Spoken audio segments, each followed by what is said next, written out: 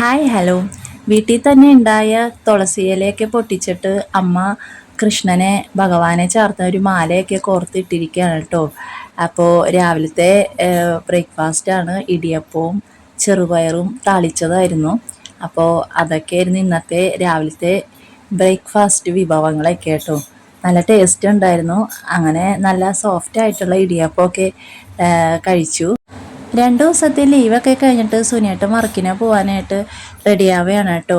മീഷോന്ന് ഞാനൊരു shirt order ചെയ്തിട്ടുണ്ടായിരുന്നു സുനിയേട്ടന്. അപ്പോൾ അതൊക്കെ ഇട്ട് നോക്കിയായിരുന്നു. നല്ല അടിപൊളി ആയിട്ടുള്ള നല്ല സോഫ്റ്റ് ആയിട്ടുള്ള കോട്ടൻ്റെ മെറ്റീരിയലാണ്. നല്ല കളർഫുള്ളായിട്ടുള്ള ഷർട്ടായിരുന്നു കേട്ടോ.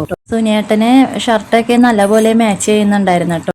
ലോങ് ആണ് കേട്ടോ സുനിയേട്ടന് വർക്കുള്ളത്. അതുകൊണ്ടാണ് കേട്ടോ വീഡിയോസിലൊന്നും കാണാത്തത്. അപ്പോൾ ബാഗിലെല്ലാം വെച്ചോ എന്നുള്ള ചെക്ക് ചെയ്ത് നോക്കുകയാണ് കേട്ടോ. കൊണ്ടുപോകാനുള്ള സാധനങ്ങളൊക്കെ ഞാൻ ബാഗിൽ സെറ്റ് ചെയ്ത് വെച്ചു. കർക്കിടകത്തിൽ ഇലവർഗ്ഗങ്ങളും ഇലക്കറികളൊക്കെ കഴിക്കുന്നത് ഗുണങ്ങളേറെയാണ് കേട്ടോ. അപ്പോൾ കുറച്ച് മത്തനില ചീര കിട്ടിയിട്ടുണ്ടായിരുന്നു. അപ്പോൾ അതൊക്കെ നന്നാക്കി വൃത്തിയാക്കി അരിഞ്ഞ് തേങ്ങയൊക്കെ ഇട്ടിട്ട് തോരൻ വെച്ചാൽ നല്ല സ്വാദാണ് കേട്ടോ. കർക്കിടക മാസത്തിലെ നല്ല സ്പെഷ്യലായിട്ടുള്ള വിഭവങ്ങളുടെ വീഡിയോസൊക്കെ ഉടൻ തന്നെ വരുന്നതായിരിക്കും. അപ്പോൾ അടിപൊളിയായിട്ടുള്ള വീഡിയോസൊക്കെ കാണാൻ നമ്മളെയും കൂടെ കൂട്ടിക്കോളൂ കേട്ടോ. Okay, by.